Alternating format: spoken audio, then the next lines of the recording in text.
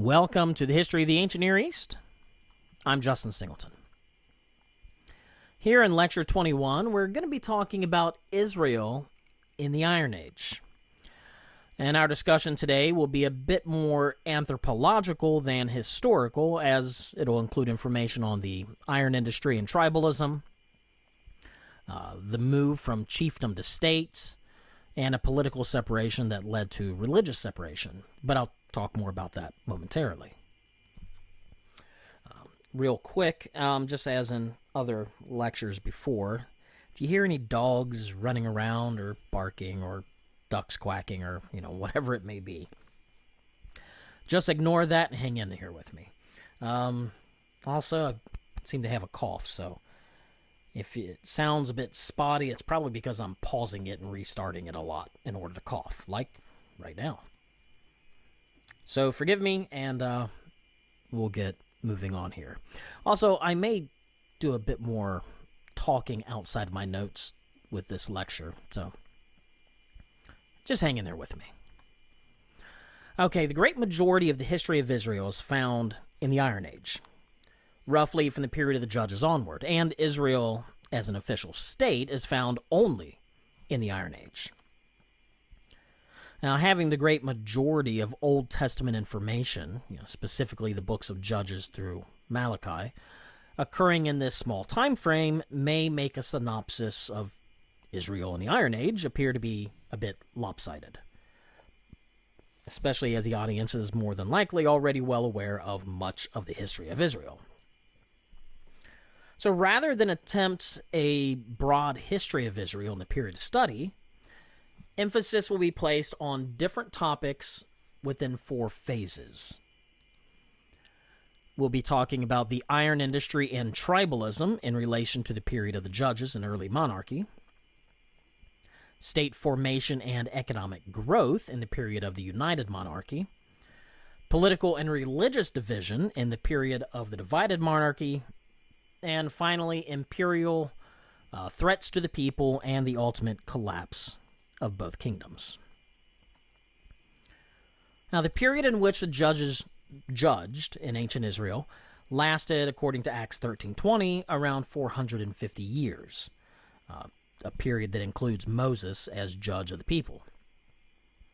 At the time of the judges proper, the sea peoples had already come, and a new industry dominated warfare: the iron industry. Beyond sporadic early uses, for example, meteoritic iron tools, iron in the southern Levant was not normally in use before the Iron Age. The innovation of iron use in the region appears to have been a result of the Bronze Age collapse, arriving in the region when iron-bearing people groups moved there during and or after the collapse. Throughout the late Bronze Age, the Hittites of Anatolia held a monopoly on the iron industry, mining the iron out of the many mountain ranges surrounding them and continuing the work there that required, a lot more work than bronze did. They had to have higher temperatures and higher reducing conditions, which is probably why iron was not really used that much before these guys started messing with it. All right, anyway, the Anatolian iron industry continued through the Neo-Babylonian period when in 616 BC, Nabopolassar moved to control the roads leading to those iron sources in Anatolia. And it's probably only around this time that iron became truly widespread throughout the region. Remember, this stuff is harder to work with.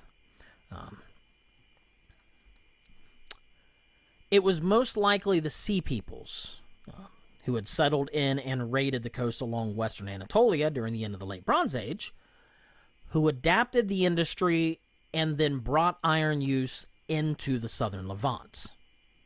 Now, aspects of these groups made attempts to enter Egypt, but they were deflected by the Egyptian armies into what is now the Gaza Strip. Later known as the Philistines, the groups tightly controlled the secretive iron industry well into the period of early monarchy, as noted in 1 Samuel 13, where King Saul and his son had iron swords, but the rest of the Israelites had to pay the Philistines to sharpen their iron tools, such as plowshares, cutting instruments, axes, and sickles. The Israelites just simply didn't know how to work with the iron, so they had to go to the Philistines, who, as I just noted, brought iron use down from Anatolia in the Hittite area. Thus, in the early years of the Iron Age during Israelite history, iron use was almost altogether absent. Now, this may have had something to do with the political structure of Israel during these early times. Throughout the period of the Judges, Israel was divided into kinship groups, known both biblically and anthropologically as tribes. Tribalism being the second tier of the four-tier political organizations in many ancient societies, the final two being chiefdoms and states. Within a loose organization of multiple tribes, each tribe of Israel formed an individual society, where the people recognized each other as being related by either birth or marriage, and acted in concert with each other to control a territory and its resources, defending that territory and its resources when needed. These societies are often led by a group of tribal elders, a position that continued on a smaller level with elders of settlements, towns, and cities, as noted throughout the Old Testament. Now, Judges 12 recounts an example of two separate tribes within Israel, Gilead and Ephraim, warring despite their relative class as kinsmen.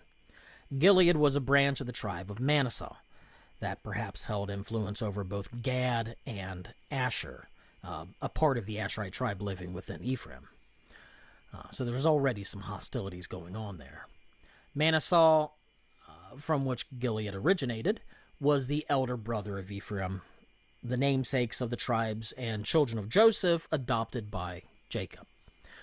It appeared that although they were closely related, the individual tribal societies were willing to go to war even with related tribes if their own tribe warranted as much.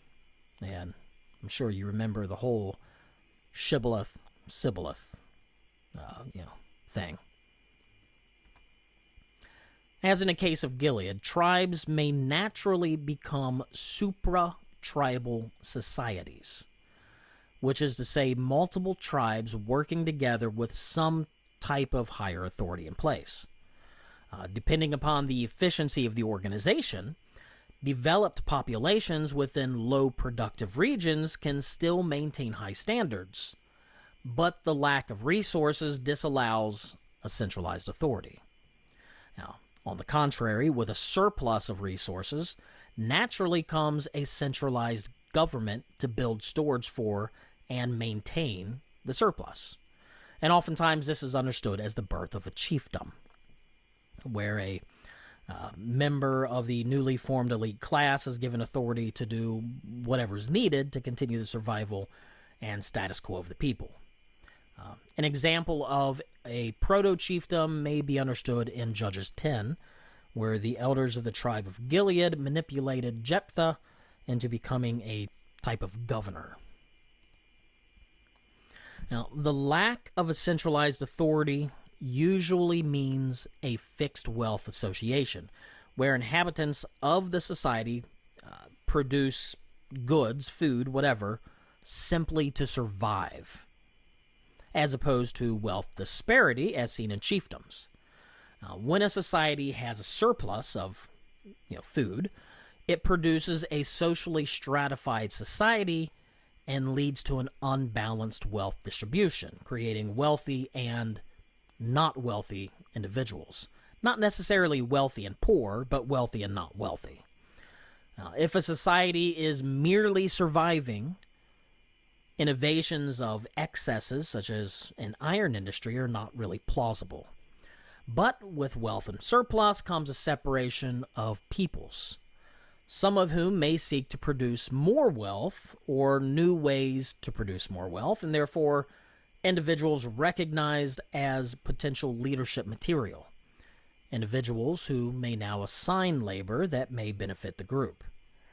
As understood in 1 Samuel 9, the first ruler of Israel, Saul, was such an individual, being born into the elite class.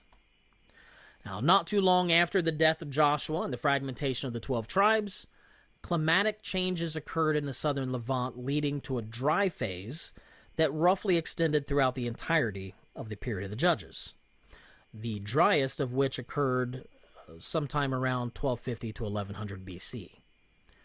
Now, possibly due to the fluctuations in food availability, tribalism as a political principle continued, ultimately leading to the adaptation of supra-tribal politics. By around 1100 BC, agricultural production began to increase, and as food stores turned into a surplus, the move toward a true chiefdom was underway, where the individual tribes of Israel may have appointed some sort of single-person leadership over their individual tribes, such as Jephthah in Judges 10:18. Under Saul, the 12 tribes were united. Israel became an anthropological chiefdom, a society that was stratified and based on a hierarchy and an unbalanced access to resources. Within this classed society, the chief or ruler may conscript individuals for use as that leader deems important to the whole, and unfortunately sometimes important to himself. Thus, a gradual loss of the elders' authority and the growth of a quasi-monarchic regime. Over the period of Saul and David, these conscriptions were made, rallying armies to both defend and expand the newly formed but not yet fully functional state of Israel. But it wasn't until Solomon that Israel became a state in an anthropological sense. Now, some negative aspects of this statehood included extreme wealth disparities, the taking of private resources, including lands, and the use of force to ensure that the population adhered to demands. Interestingly, this is what the prophet Samuel warned about in 1 Samuel 8:10-18, when he said the following: "Here are the policies of the king who will rule over you. He will conscript your sons and put them in his chariot forces and in his cavalry. They will run in front of his chariot. He'll appoint for himself leaders of thousands and leaders of 50s, as well as those who plow his ground, reap his harvest, and make his weapons of war and his chariot equipment. He will take your daughters to be ointment makers, cooks, and bakers. He'll take your best fields, vineyards, and olive groves, and give them to his own servants. He'll demand 1/10 of your seed and of the produce of your vineyards, and give it to his administrators and his servants. He'll take your male and female servants, as well as your best cattle, your donkeys, and assign them for his own use. He will demand 1/10 of your flocks, and you yourselves will be his servants. And that day you will cry out because of your king, whom you've chosen for yourselves, but the Lord won't answer you in that day." Now, although Solomon was famed for his wisdom, he oversaw the formation of the state of Israel with a heavy hand. 1 Kings 4 records the creation of districts whereby administrators could levy from the people all the royal needs, which, according to 1 Kings 4:22, included the daily consumption of 180 bushels of finely milled flour, 320 bushels of cereal, 10 calves fattened in the stall, 20 calves from the pasture, and 100 sheep, not to mention rams, gazelles, deer, and well-fed birds. End quotes. Additionally, the administrators levied taxes and coordinated forced laborers from among the people. Nearly 200,000 laborers, according to 1 Kings 5:13-16. In return, the state provided peace throughout its borders.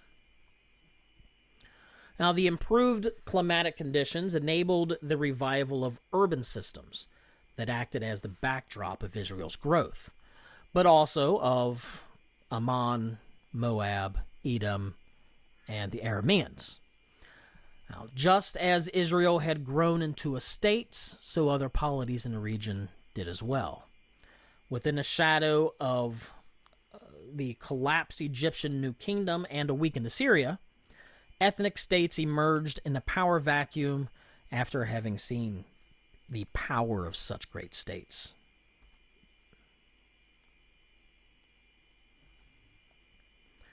Now, partly due to King David's sphere of influence over the newly formed states during their fledgling years, under Solomon's rule, Israel was ripe to expand both trade and tribute. Concerning trade, 1 Kings 5 discusses the long-distance interchange with Tyre to the north, Tyre being abundant in timber, but lacking a hinterland in which to grow food. The exchange of goods and services became jointly profitable between the two entities, and with Tyrian and Israelite control over both the Way of the Sea, which is on the left along the Mediterranean, and the King's Highway along the Jordan River, royal tolls could be collected from traveling merchants. In addition to trade, tribute was exacted from the surrounding states. According to 1 Kings 4:21, these included all the kingdoms or states from the Euphrates River, that is in the north, not like, way over in Babylon area, but from the north, to the borders of Egypt. And with such a large army at Solomon's control, one can imagine that the tribute from these states was taken at sword point, especially as toward the end of Solomon's reign, several of these states revolted, and Solomon was unable to keep control. With Solomon's death came rebellion. Although considered the golden age of Israel, taxation under Solomon became a huge burden upon the people. As noted in 1 Kings 12, the people offered obedience to Solomon's son, Rehoboam, so long as Rehoboam lessened the burden that his father had placed upon them.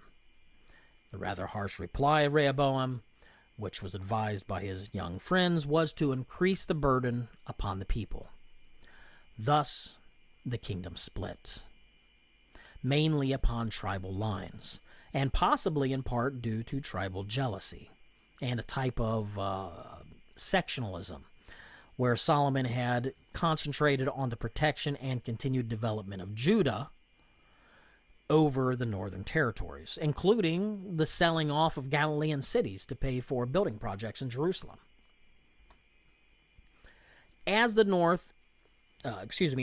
kingdom became its own, it developed more advanced economic systems than the south, particularly as the north held more natural resources and agricultural lands.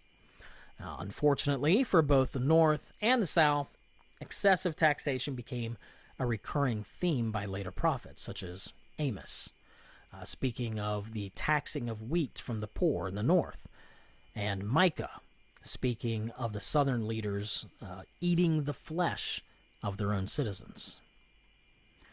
Political changes in the northern kingdom of Israel brought religious changes. First, as understood in ancient societies, the housing of temples legitimizes the state. Israel, as a separate entity from Judah, would have no legitimate claim as a separate nation unless the state contained its own cultic sites. Second, the exportation of goods to the south through religious ceremony at the Jerusalem temple was problematic for a young state attempting to keep its riches within its own borders. From the Judean perspective, this was understood as an attempt to keep the northern tribes away from Jerusalem, leading the people into sinful practices. Rather than understanding Jeroboam's acts as building two cultic sites as a form of idolatry, 1 Kings 12:28 can be translated as Jeroboam affirming that it was in fact God who brought them out of Egypt, who was to be worshipped at the sites. Unfortunately for the people, this became a sinful act, as Deuteronomy 12:5 required that the people worship only at the Jerusalem temple. Now, the reasoning behind such a command was to reduce outside religious influence as noted throughout Deuteronomy 12, especially the final verse, 12:32, that demands that nothing be added to or taken away from the prescribed form of worship. This becomes particularly important as the founding of Jeroboam's cultic sites included foreign cultic connections, being open-air cultic sites on high hills, which was the biblical description of typical Canaanite cultic sites. Now, since Canaanite religion prevailed in the northern territories, evidenced through theophoric place names and cultural material, it's no wonder that paganizing within northern worship continued. The perseverance of Canaanite religious belief becomes more and more evident. Materially, the Israelite deity Yahweh is characterized with pagan features, such as the storage jar from the 8th century that contains an inscription reading, "I blessed you by or to Yahweh of Samaria and by his Asherah."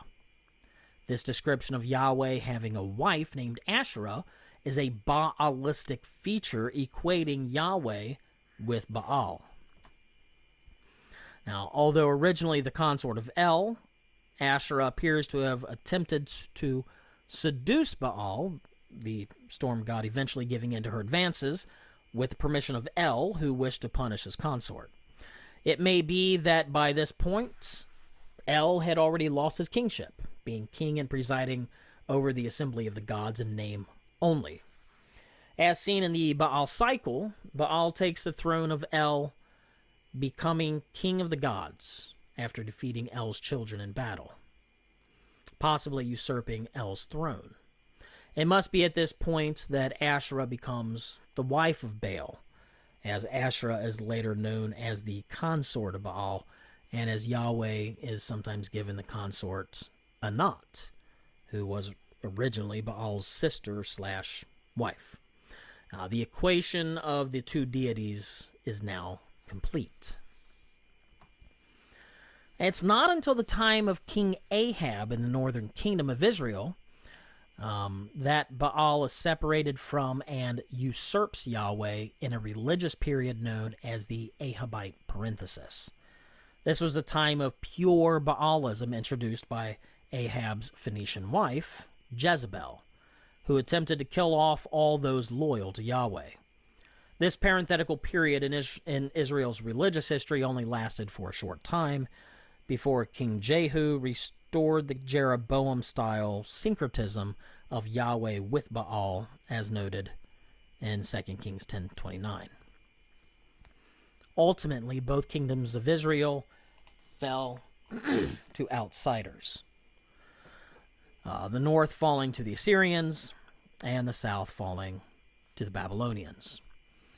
A turning point in Hebrew history came at the death of King Uzziah, a strong and prosperous king in the south whose reign coincided, if I can say that correctly, whose reign coincided with Jeroboam II, a strong and prosperous king in the north.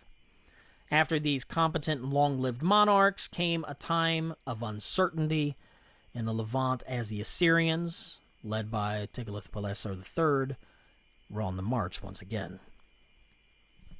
Over the years following the death of Jeroboam II, the northern nation had a total of 6 kings, the last finally succumbing to Assyrian domination and the fall of the state.